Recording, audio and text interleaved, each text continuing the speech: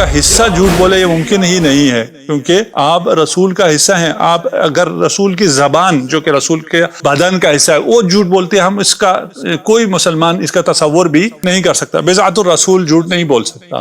جو سیدۃ نساء اہل الجنہ ہے وہ کبھی بھی ایسا نہیں ہو سکتا کہ کوئی جھوٹا مقدمے میں جھوٹی بات کریں اور کوئی ایسی جائیداد حاصل کرنا چاہیں جو اس کا حق نہیں بنتا ہے، یہ بھی ممکن نہیں. پھر ہم تو یہ کہتے ہیں کہ جناب سیدہ معصومہ ہیں، ہمارے لیے تو یہ بات بالکل واضح ہے کہ ان کی طرف سے کوئی جھوٹا دعویٰ دائر ہو ہی نہیں سکتا. وہ جو کہہ رہی ہیں وہ عین حق اور حقیقت ہے، یہ تو ہم کہتے ہیں. اس پہ آپ کا کیا موقف ہے؟ یعنی ہمارے باقی جو برادران ہیں اور وہ ہمیں اپنی جان سے بھی زیادہ عزیز ہیں کیونکہ وہ ہمارے نفس ہیں، ہمیں جان سے زیادہ عزیز ہیں. جب ہم یہ کہتے ہیں، جب ہم کہتے ہیں وہ ہمارے بھائی ہیں، تو کچھ وہ نواسب جو کہ ان میں سے نہیں ہیں وہ اٹھ کے آ کے کہتے ہیں کہ نہیں جی تم ہمارے بھائی نہیں ہو. تو ہم تو آپ کو بھائی کہہ بھی نہیں رہے. ہم ان نواسب کو نہیں کہہ رہے، ہم ان وہابیوں کو نہیں کہہ رہے جو ادھر سے اہل سنت کی طرف سے آ کے کہتے ہیں. ہم اہل سنت کی بات کر رہے ہیں، ہم ان لوگوں کی بات کر رہے ہیں جو مسلمان ہیں. جو ناصبی ہے وہ اصل مسلمان ہی نہیں ہے. جو اہل بیت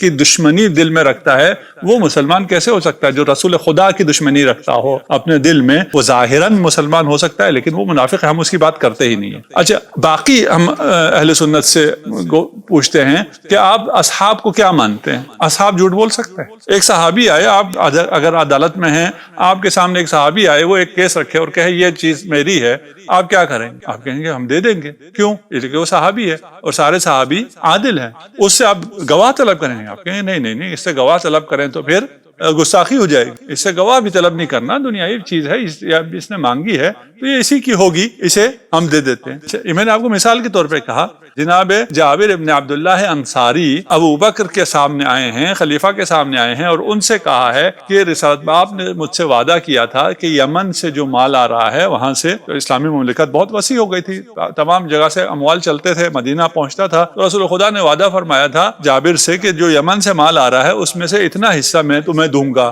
مال کے پہنچنے سے پہلے رسالت مآب کی رحلت ہو جاتی. جب رسالت مآب کا پردہ فرما جاتے ہیں، اس کے بعد جب مال پہنچتا ہے اور تخت پر خلیفہ بیٹھے ہیں تو وہ جابر جا کے کہتے ہیں کہ رسالت مآب نے مجھے کہا تھا کہ اتنا حصہ تمہارا ہے، اور خلیفہ نے اسی وقت وہ سارا مال دے دیا. بھائی ان سے گواہ طلب نہیں کیا؟ کہا نہیں. اس کے بعد علماء اہل سنت کیا لکھتے ہیں؟ وہ یہ لکھتے ہیں کیونکہ جابر صحابی تھے اور صحابی جھوٹ نہیں بولتا ہے، اور صحابی کو معلوم ہے کہ اگر وہ رسول خدا سے جھوٹ باندھے تو اس کا ٹھکانہ سیدھا جہنم ہے، تو یہ محال ہے کہ جابر جھوٹ بولے.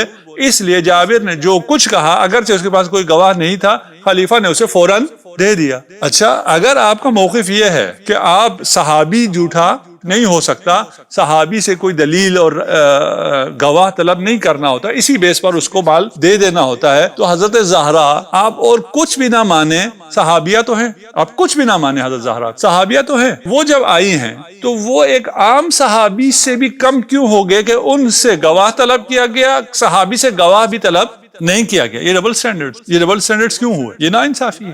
یہ اس ناانصافی کو کون منع کر سکتا ہے؟ کون آج کہہ سکتا ہے کہ یہ ناانصافی نہیں ہوئی ہے؟ یہ ناانصافی ہوئی ہے. کیوں ناانصافی ہوئی ہے؟ یہ ڈبل سٹینڈرڈ ہے. ایک جو صحابی ہے اس سے دے دیا جاتا ہے مال، اس کے کہنے پہ دوسرے صحابیہ کو نہیں دیا جاتا ہے. اور وہ جو دوسرا ہے وہ صرف صحابی نہیں ہے، وہ رسول کی اکلوتی بیٹی ہے. وہ ہے جس کے بارے میں رسول خدا نے فرمایا ہے کہ اگر جس سے فاطمہ ناراضی ہوئی اس سے خدا ناراضی ہوتا ہے، جس سے فاطمہ غضبناک ہو اس سے خدا غضبناک ہوتا ہے. اور یہ کہاں کہا ہے؟ ہمارے کسی کتاب میں کہا ہے جسے ہم مانے جی آپ کے تمام صحاح میں موجود ہے. اس پہ اتفاق ہے کہ حضرت زہرا کو غضبناک کرنے والا خدا اس پر غضبناک ہو جاتا ہے. یہ متفقہ ہے، مسلمہ ہے، اس میں کوئی اختلاف نہیں ہے. یہ کوئی شیعہ سنی کی بات نہیں ہے. صحابیہ ہیں، یہ بھی اس میں بھی اتفاق ہے. ان کی منزلت سیدۃ نساء العالمین ہے، اس پر بھی اتفاق ہے. سیدۃ نساء اہل الجنہ ہے، اس پر بھی اتفاق ہے. وہ صدیقہ ہے، طاہرہ ہے، اس پر بھی اتفاق ہے. ان تمام اتفاق کے بعد آپ اگر ان سے گواہ مانگے، یہ گواہ مانگنا ہی ناانصافی ہے. ان گواہوں کو رد کر کے وہ مال نہ دینے کو آپ جو مرضی. غم تجھ پہ ہیں اتنے پڑے، مصائب ہو گئی. بابا کا غم، محسن کا غم، دل میں